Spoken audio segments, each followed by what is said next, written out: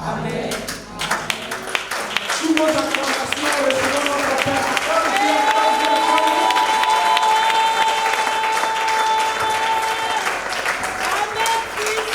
Alléluia. Quelqu'un me dit Amen bien. Donne-moi ton Amen fort. Est-ce qu'on peut bien acclamer le Seigneur Jésus-Christ? Il donne la vie, donne la joie, acclamons-le très fort. Amen. Alors, on parlait de la grâce. Hier, on a introduit la grâce. Amen. Aujourd'hui, on va essayer de l'approfondir. Merci de vous asseoir. Soyez vraiment disposés. Je prie que quelqu'un soit disposé. Écoutez ceci parce que c'est le message qui va changer ta vie, qui va te permettre de bénéficier de la gloire de la vie chrétienne. Ce que Jésus-Christ, notre Seigneur, a acquis pour nous à la croix. C'est, si tu ne comprends pas le message sur la grâce, on ne peut rien faire pour toi. Ça, c'est la vérité. Par contre, on ne peut rien faire pour toi. Donne-moi ton Amen bien. Amen. Alors, aujourd'hui, on va aller dans Matthieu, le chapitre 27. On va lire les versets 15 à 26 avant de rejoindre Luc 23 à partir du verset 39. Donc, allons-y dans Matthieu 27, 15, 26. On va lire la version 8 secondes. Voilà, je vais vous montrer à travers ce passage l'image même de la grâce. Quand on parle de la grâce, ça ressemble à quoi? Pourquoi parle-t-on de grâce? Je vais vous montrer le visage de la grâce. Hier, on a utilisé ce passage, mais aujourd'hui, je vais aller dans un autre côté. À chaque fête, le gouverneur avait coutume de relâcher un prisonnier, celui que demandait la foule. Ils avaient alors un prisonnier fameux nommé Barabbas. C'était à quelle fête? À chaque fête de la Pâque, non? Comme ils étaient assemblés, Pilate leur dit: lequel voulez-vous que je vous relâche, Barabbas ou Jésus qu'on appelle Christ? Car ils savaient que c'était par envie qu'ils avaient livré Jésus. Pendant qu'il était assis sur le tribunal. Donc, vous retenez, hein, ils ont livré Jésus par envie. Voilà. Donc, Pilate leur demande: qui voulez-vous que je vous libère, Barabbas le meurtrier ou alors Jésus? Donc, Pilate, en posant la question, il savait que Jésus n'était pas là parce qu'il est coupable de quelque chose. D'accord? Mais il pose quand même la question. Donc, vous allez voir la grâce, il pose quand même la question. Allons-y quand même, allons-y, on va voir.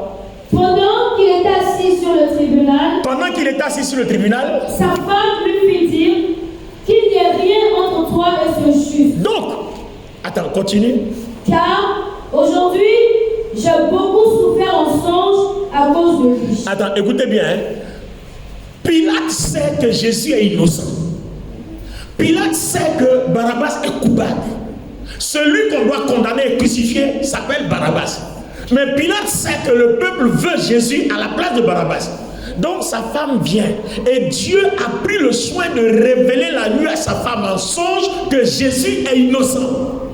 Donc la femme de Pilate reçoit la révélation en songe que Jésus est innocent. Donc la femme vient dire à son mari: attention, attention à toi. Pour toute décision que tu vas prendre concernant cet homme, attention, parce qu'à cause de lui, je n'ai pas dormi. Amen. Toute la nuit, Dieu a fait l'onction du Saint-Esprit m'a secoué toute la nuit. La puissance de Dieu a mélangé mon sommeil. Donc attention à ce monsieur. Vous voyez que, enfant de Dieu, personne ne peut faire de ta vie ce qu'il veut tant que Dieu est avec toi.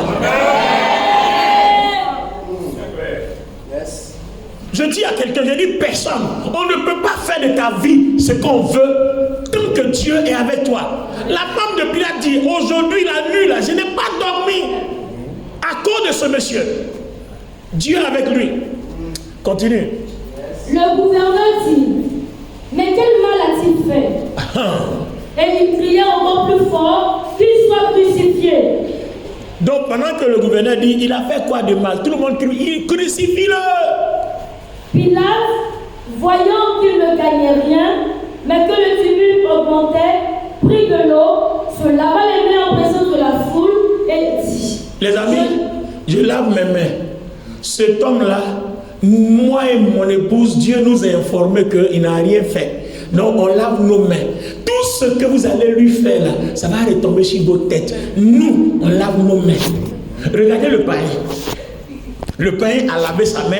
Le païen est convaincu que Jésus était innocent. Vous voyez, tout ce cycle-là, Dieu permet qu'il y ait cette scène, ce scénario-là, je veux dire, pour montrer au monde entier l'innocence de Jésus qui va porter les péchés d'un coupable. Parce que si Dieu ne se révélait pas à la femme de Pilate, peut-être que tout le monde aurait dit, bon c'est vrai, à nos yeux il semble innocent, mais peut-être aux yeux de Dieu il est condamné. Donc Dieu lui-même se révèle pour dire, je ne suis pas détent, vous le condamnez, il n'est pas coupable. Donc, il y a un homme qui témoigne qu'il n'est pas coupable, Dieu aussi témoigne qu'il n'est pas coupable. Donc ça veut dire qu'en réalité, en haut dans les cieux, en bas sur la terre, il n'est pas coupable. Amen. Donc vous voyez le témoignage des hommes et le témoignage de Dieu. En haut dans les cieux, en bas sur la terre, à deux. On dit quoi? Deux valent mieux que un. Le témoignage de deux est d'accord, c'est vrai. Donc l'esprit témoigne, la chair témoigne qu'il n'est pas coupable. Donc s'il n'est pas coupable, qu'est-ce qu'il fait là? Allons-y dans la suite. Et tout le peuple répondit que son sang retombe sur nous et sur nos enfants. Que son sang retombe sur nous et sur nos enfants. C'est fort, hein? On peut faire ça. Son sang retombe sur nous et puis sur nos enfants. Les enfants, ils ne sont pas encore nés. Ça dit que vous avez prophétisé le malheur sur leur vie. Que Dieu nous aide. Continue. Alors, Pilate leur relâcha Barabbas et après avoir fait battre le verge de Jésus, il le livra pour être crucifié. Bien. Attendez. Donc, à la suite de tout ce qu'on vient de dire là, alors, Pilate relâche Barabbas. On va frapper Jésus de verge. Il a fait quoi? Les hommes et le ciel disent il est innocent. Les hommes et les esprits disent il est innocent. On l'a frappé pourquoi? Il fallait donc qu'on frappe quelqu'un. Absolument frapper quelqu'un. Et on a frappé l'innocent au détriment du coupable. Les amis, c'est ça qu'on appelle la grâce. Amen, bien. C'est ça là qu'on appelle la grâce. Quand tu n'as pas travaillé et puis tu manges, ça s'appelle la grâce. Quand tu n'as pas semé et puis tu moissonnes, ça s'appelle la grâce. Quand tu n'as pas construit et puis tu es à l'abri, ça s'appelle la grâce. Quand on doit te tuer et puis le sort qui te revient tombe sur quelqu'un, ça s'appelle la grâce. Quand on doit te frapper et puis ton sort tombe sur quelqu'un, qu'on frappe quelqu'un d'autre à ta place, ça s'appelle la grâce. Et je prophétise la grâce sur la vie de 10 personnes dans cette salle. Je prophétise la grâce sur la vie de 10 personnes dans cette salle. Au nom de Jésus-Christ, il est mort pour qu'on ait la grâce. Donc vous voyez le visage de la grâce? C'est-à-dire avec la grâce, tu peux manger là où tu n'as pas préparé. Amen. Ça s'appelle la grâce. Et c'est pour ça que Jésus est mort pour nous. Amen. Donc si toi, tu manges toujours là où tu as travaillé, c'est que la grâce là ne t'accompagne pas. C'est pas encore la grâce. Non, est-ce que le Seigneur parle à 10 personnes ici dans cette salle? Toi, tu manges toujours là où tu travailles.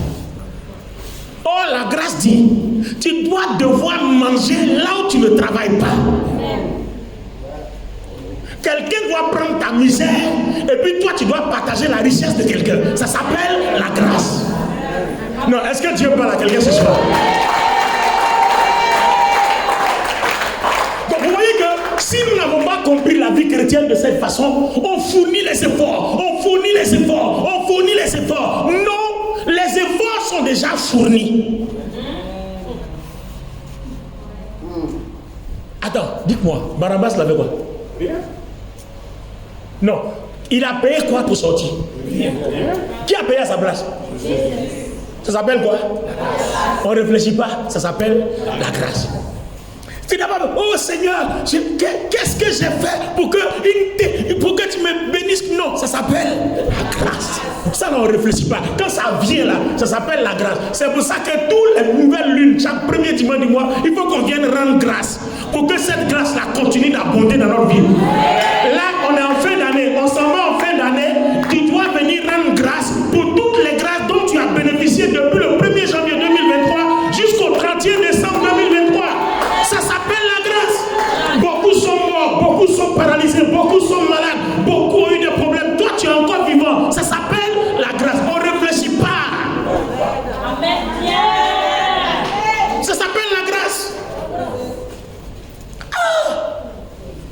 Attends, est-ce qu'il y a quelque chose qui nous intéresse encore? Termine le passage. Les soldats du gouverneur conduisirent Jésus dans le prétoire et ils assemblèrent autour de lui toute la cohorte.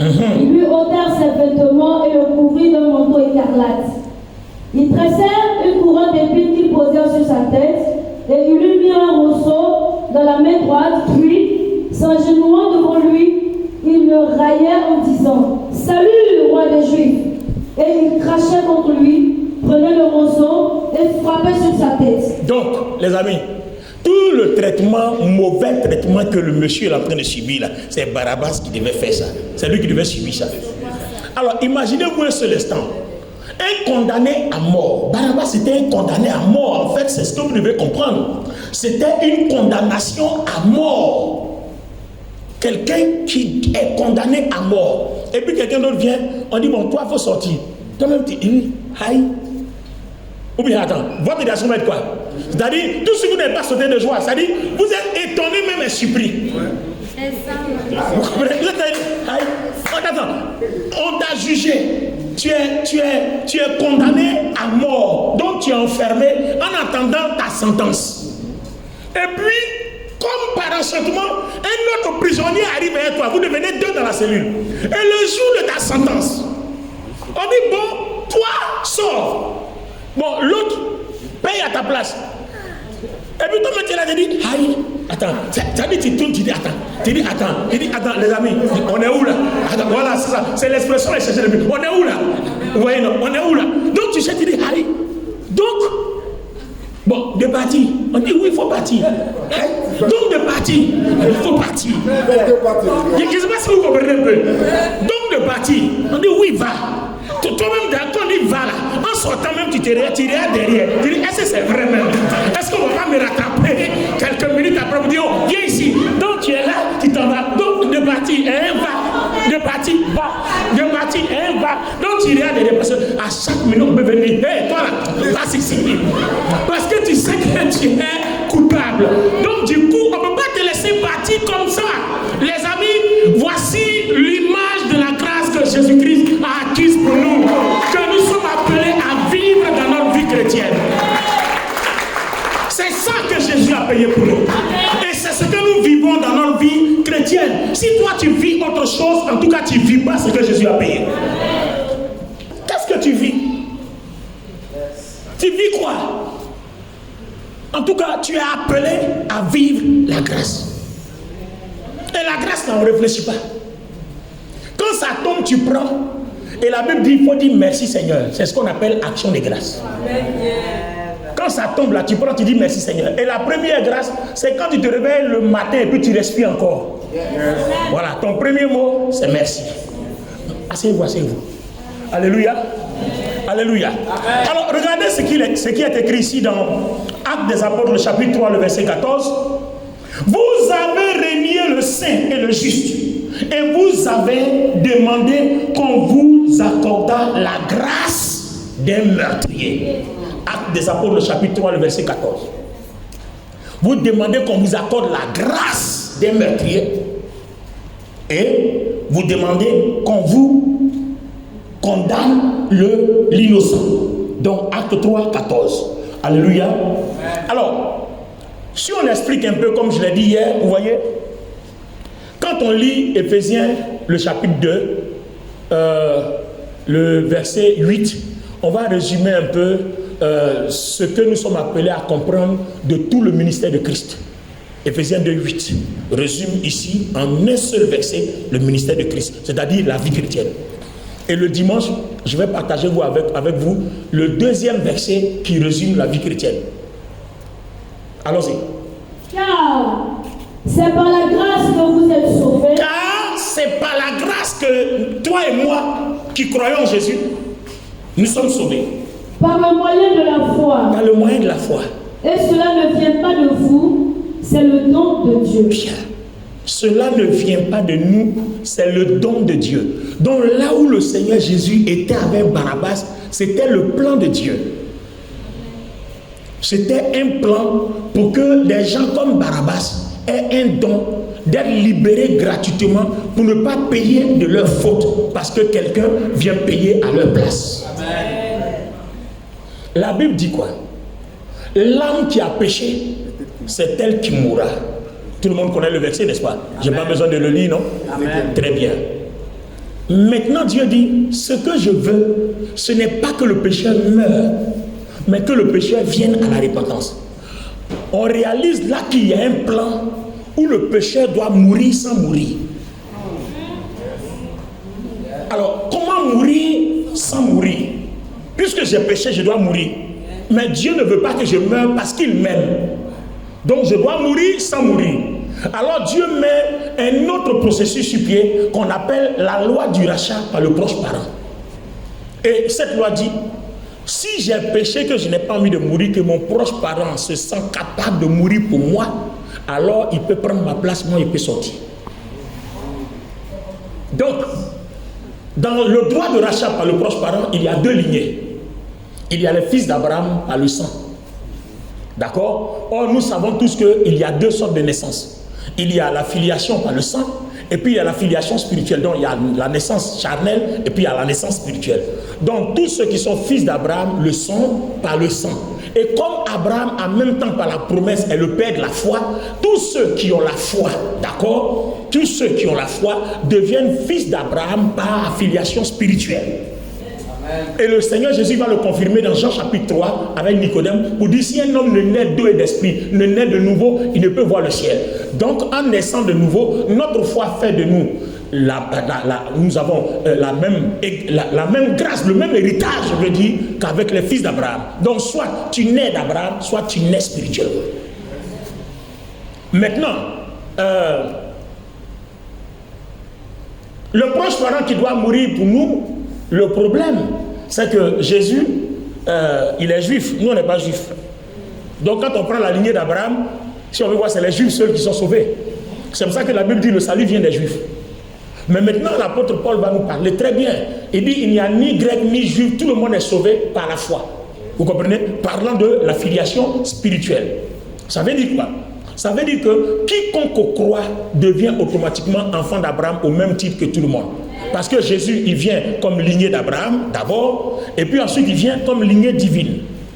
Donc du coup, il y a l'humanité et la divinité. C'est pour ça qu'on l'appelle fils de l'homme, puis on l'appelle aussi fils de Dieu. Donc vous voyez que la parole est réalisée ici. Quiconque peut avoir un proche parent pour mourir à sa place, cette personne-là meurt sans mourir. Donc dès l'instant où ton proche parent prend ta place, devant Dieu, l'ancienne personne qui a commis le péché est morte. C'est-à-dire, on ne parle plus de sa vie. Maintenant, on parle de la nouvelle personne. Amen. Donc, c'est-à-dire, tout ce que tu as fait jusqu'à ce que ton proche parent prenne ta place, tout est oublié. C'est pour ça que Paul confirme en disant, si quelqu'un est en Christ, il est une nouvelle créature. Les choses anciennes sont passées et toutes choses sont devenues nouvelles. Donc du coup, tu deviens une nouvelle personne. On ne voit plus tes péchés passer. À partir de cet instant-là, on dit maintenant que tu es sauvé par grâce, mais par le moyen de ta foi. Parce que ta foi crée une affiliation. Amen. Vous comprenez? Alors, les amis, regardez bien. Nous sommes sauvés par pure grâce, on vient de le dire, mais par le moyen de la foi. Vous voyez, la foi, ce n'est pas un travail que je m'en vais faire. On me demande de croire. Et c'est tellement facile que le mot pour désigner cette facilité-là ne peut être autre chose que la grâce. Il y a aussi la grâce présidentielle. Quand par exemple les prisonniers sont chaque fête d'indépendance, non je crois, le président doit libérer quelques prisonniers. Donc les gens sont là et les gens attendent. Est-ce que je serai dans la liste? Ou bien je serai sur la liste. Donc le président il choisit les gens, les catégories de personnes que lui a envie de libérer. Mais seulement c'est que au niveau du christianisme, ce n'est pas qu'on choisit les catégories, ce n'est pas un pou d'un pouf, et puis ça tombe sur quelqu'un. Non. Ici, on dit, si tu as la foi, tu fais partie de la grâce divine, de la grâce présidentielle. Pourvu que tu aies la foi, mais en qui? En Jésus-Christ. Amen. Alléluia. Pourvu que tu aies la foi en qui? En Jésus-Christ. Alors maintenant, on va expliquer cette affaire d'être sauvé par grâce, par le moyen de la foi. Va maintenant dans Luc chapitre 23, prends avec nous le verset, à partir du verset 39. Luc chapitre 23, à partir du verset 39. L'un des malfaiteurs crucifiés l'injuriait, disant, n'es-tu pas le Christ? Sauve-toi toi-même et sauve-nous. Mais l'autre le reprenait et disait, ne crains-tu pas Dieu, toi qui subis la même condamnation? Pour nous, c'est justice, car nous recevons ce que méritent nos crimes. Mais celui-ci n'a rien fait de mal. Et il dit à Jésus, souviens-toi de moi quand tu viendras dans ton règne. Jésus lui répondit, je te le dis en vérité, aujourd'hui tu seras avec moi dans le paradis. Attendez. Les amis, ouvrons nos yeux, nos oreilles aussi ouvertes. Dites-moi, aujourd'hui même, tu es avec moi au paradis. Le monsieur là n'est pas meurtrier. Bon, il n'est pas condamné à mort. Bon, comment il s'avère qu'un autre condamné à mort, on a vu le cas Barnabas, ça c'est la grâce du salut. Et puis on a vu aussi le cas du brigand, ça c'est quelle grâce? La rémission des péchés. Il n'a fait que dire, Jésus, tu es innocent, c'est tout. Son acte de foi, le petit verbe qu'il a sorti en disant à l'autre, toi et moi on est coupables, mais le monsieur n'a rien fait. C'est pour ça que Jésus dit, va au paradis. Moi je n'ai pas entendu, Seigneur, j'ai tué, j'ai violé, pardonne-moi. Non, c'est un acte de foi qui vaut rémission des péchés. Amen. Donc le salut vient par la foi, non par les œuvres. Je peux aller en profondeur? Amen. Regardez ce que nous dit Romains 4.4. Romains 4.4 dit, or, à celui qui fait une œuvre, le salaire est imputé non comme une grâce, mais comme une chose due. Donc si Barabbas était sorti de la prison, ayant payé sa peine, on ne parlerait plus de grâce. On va dire, j'ai payé ma peine, donc voilà. Donc ça veut dire que si vous souffrez avant d'être béni, ça c'est la preuve même que Jésus n'a rien fait pour vous à la croix. On peut aller en profondeur? Les amis, on va aller en profondeur de la vie chrétienne. Si vous souffrez avant d'être béni, vous donnez la preuve au diable que Jésus n'a rien fait à la croix. À celui qui fait une œuvre, le salaire est imputé non comme une grâce, mais comme une chose due. Quand je travaille, le salaire est un droit. Si tu ne me payes pas, je t'envoie en justice. Le juge lui dit, paye-le pour son travail. Mais quand je n'ai rien fait, et puis on me donne, je l'ai reçu par grâce. C'est pour ça que je crois en Christ. C'est pour ça que j'aime Christ. C'est pour ça que j'aime Dieu. Et c'est pour ça que je ne lâcherai jamais Jésus-Christ. C'est pour ça que je ne l'abandonnerai jamais. Parce que je n'ai rien fait pour être visité par la puissance de Dieu. Je n'ai rien fait pour recevoir le Saint-Esprit. Je n'ai rien fait pour que le ciel m'accorde sa protection. Je n'ai rien fait. Ça s'appelle tout simplement la grâce. Regardez l'expression de la foi de Barabbas. Non, pas Barabbas, le brigand à la croix. Regardez bien. Il était dans la souffrance comme l'autre. Vous voyez un peu dans la vie chrétienne, tout ce que nous voyons dans la Bible, c'est l'expression de la vie chrétienne. Il y a deux qui souffrent. Il y a un qui maudit Dieu, puis il y a un qui bénit Dieu. C'est pas ce qui s'est passé à la croix. L'autre brigand dit, toi, tu n'as pas dit tu es Dieu. Sauve-toi et sauve-nous. L'autre dit, attends, tu es malade. Le monsieur n'en a rien fait. Toi et moi, on mérite nos œuvres. Vous voyez, dans la vie chrétienne, c'est comme ça. Hein? Il y a un qui traverse l'épreuve. Oui, Seigneur, oui, tu as dit, tu es Dieu. Voilà, je souffre. Il y a un qui dit, Seigneur, moi-même, je souffre parce que je suis mauvais. Mais tu demeures Dieu quand même. Je n'ai pas mangé, mais je confesse que tu es Dieu. Je ne travaille pas, mais je confesse que tu es Dieu. Mes entrailles sont stériles, je n'ai pas d'enfant, mais je confesse que tu es Dieu. Je viens de faire un accident, mes membres sont brisés, mais je confesse que tu es Dieu. Seigneur, je ne peux pas déclarer que tu es responsable de mes œuvres. Je confesse que tu es Dieu. Vous voyez, quand vous ne mangez pas, quand vous ne buvez pas, quand vous traversez la difficulté, l'épreuve, que vous continuez de bénir Dieu, vos paroles valent la foi.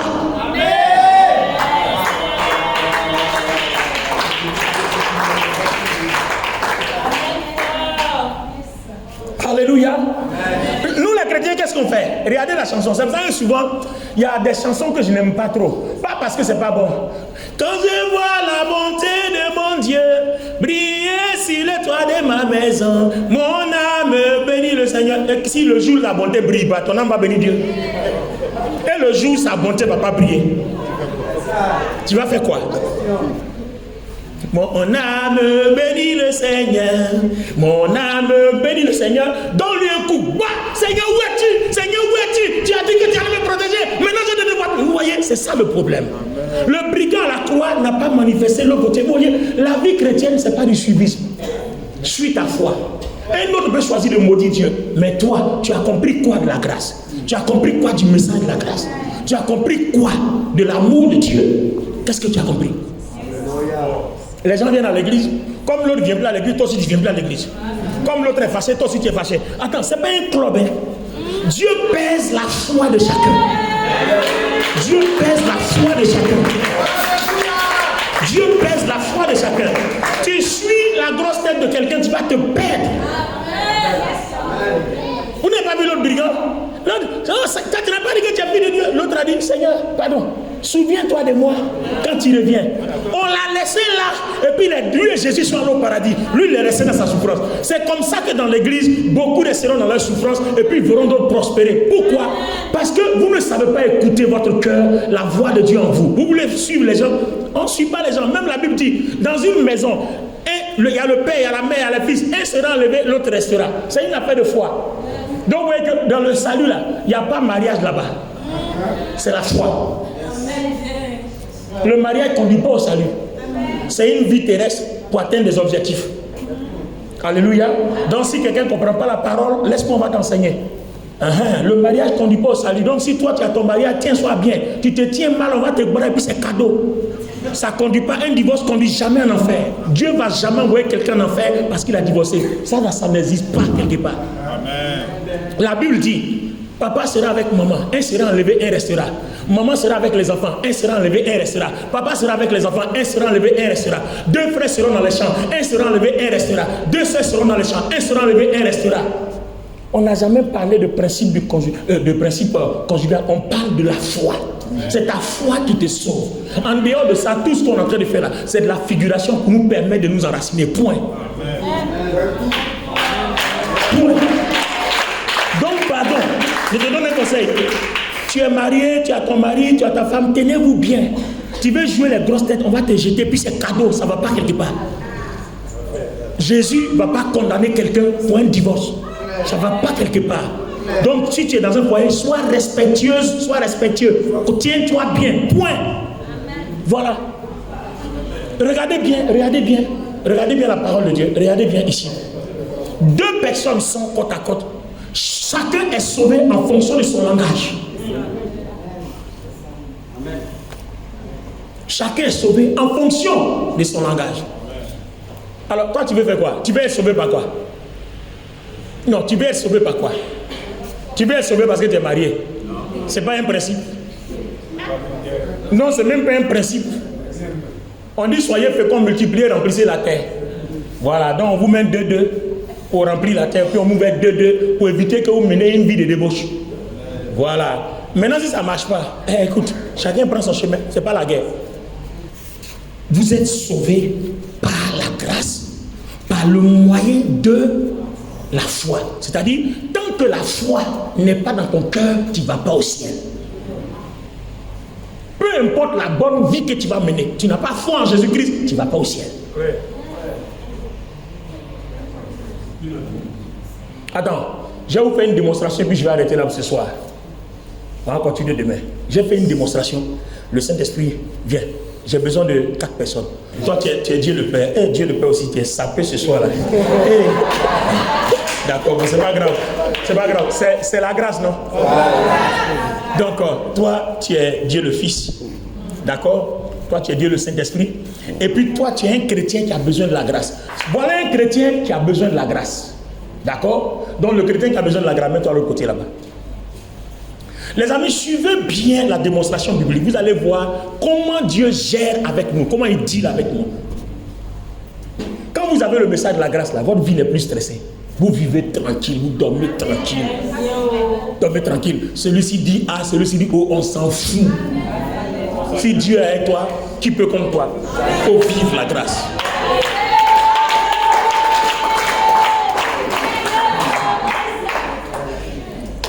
Regardez bien, Prophète Grâce, regardez. Lui, il est un chrétien, il a besoin de la grâce. Mais l'apôtre Paul dit que la grâce de notre Seigneur Jésus-Christ, que l'amour de Dieu le Père et que la communication du Saint-Esprit reste et demeure avec vous. Donc, il y a une affaire de la grâce du Fils, il y a une affaire de la grâce du Père, et de l'amour du Père, pardon, et puis il y a une autre affaire de la communication du Saint-Esprit. Tu ne peux pas aller au ciel sans les trois personnages, c'est pas possible. Parce que tu auras besoin de l'amour du Père, tu auras besoin de la grâce du Fils, et tu auras besoin de la communication du Saint-Esprit. Je vais bloquer là, parce que la suite c'est dimanche. Je vais te donner un peu l'eau à le sucre. Alors regardez bien. Avant que le Fils aille mourir à la croix pour offrir la grâce que Barabbas a eue, parce que Barabbas a eu sa grâce grâce au Fils. Bien, il a fallu que le Père aime lui là d'abord pour que le Fils aille à la croix. Si tu enlèves l'amour du Père, le Fils n'est pas là où Barabbas est.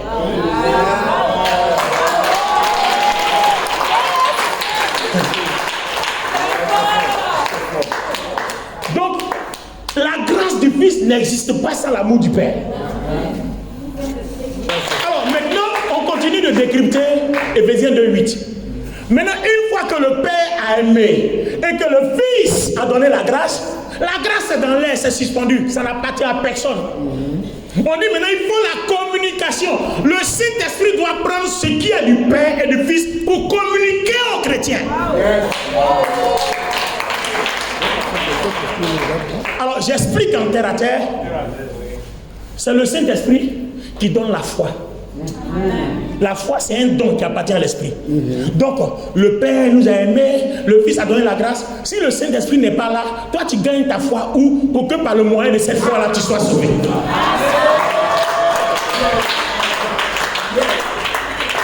Nous sommes sauvés par grâce, Éphésiens 2:8, mais par le moyen de la foi. C'est le Saint-Esprit qui est le dernier acteur. C'est pour ça qu'aujourd'hui, c'est lui qui est avec l'église sur la terre. Le jour de l'enlèvement, quand lui il est parti là, c'est fini. Tu cries à Dieu, il ne répond plus, c'est terminé. Parce que c'est lui qui sert de courroie de transmission, le Saint-Esprit.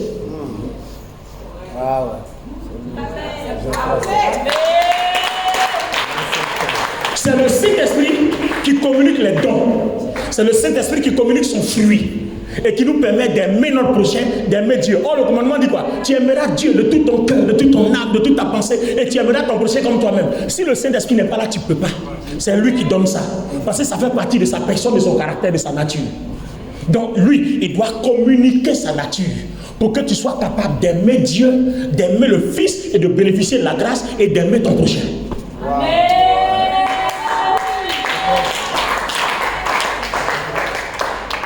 Vous voyez en fait que c'est vrai qu'on vit notre vie chrétienne, on parle de la foi, et puis nous on a la foi, mais est-ce qu'on sait ce que c'est que la foi même?